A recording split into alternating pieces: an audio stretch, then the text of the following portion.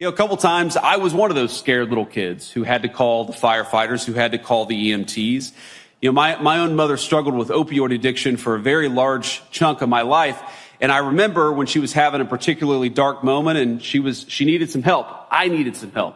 Our family needed some help. I picked up the phone, I called 911, and a number of brave, professional, compassionate firefighters from Middletown, Ohio showed up. And they calmed my mom down, and they made it possible for us to go on with the rest of our day. They made a kid who was scared to death feel like he had an ally in this world. I will never forget that. I will never forget also when we had to call 911, it wasn't a firefighter, it was an EMT who came and took my mom to the hospital because she had had a very terrible overdose.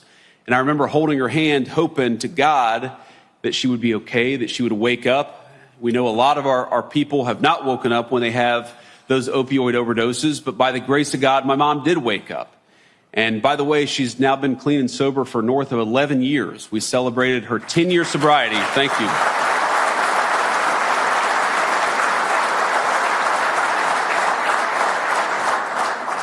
We celebrated her 10 years of sobriety in the West Wing of the White House. What an incredible testament to the American dream that a woman I thought would never live to meet my children is now the best grandmother to those children that they could ever ask for, and we celebrated that sobriety in the People's White House. But that moment, the many moments of second chances that we've gotten with my mom, and I love you, Mom, if you're watching this. She probably is. She watches everything. I don't know why, but she does.